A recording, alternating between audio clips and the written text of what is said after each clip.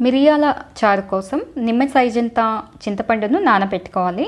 Mixie జార్లో 1 table spoon ధనియాలు, 1 tea spoon జీలకర్ర, 2 ఎండుమిర్చి, చిన్న శొంఠి ముక్క, 10 మిరియాలు వేసి కోర్సుగా గ్రైండ్ చేసుకున్నాక చిక్కదనం కోసం 1 ఆనియన్ వేసి మెత్తగా ఇలా గ్రైండ్ చేసుకోవాలి.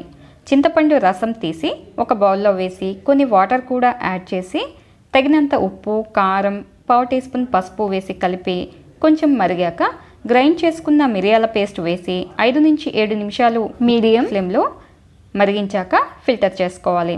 తాలింపు కోసం ఆయిల్లో 1/2 టీ స్పూన్ ఆవాలు, 1/2 టీ స్పూన్ జీలకర్ర, తుంచిన ఎండుమిర్చి, క్రష్ చేసిన వెల్లుల్లి, నేను తయారు చేసిన కరివేపాకు పొడి, చిటికెడు మెంతి పొడి, 1/2 టీ స్పూన్ పసుపు వేసి కలిపి దీనిని రసంలో వేసుకొని చివరిగా 1 టీ స్పూన్ కొత్తిమీర పొడి కూడా వేసి కలుపుకోవాలి. అంతే, ఎంతో టేస్టీ అయిన మిరియాల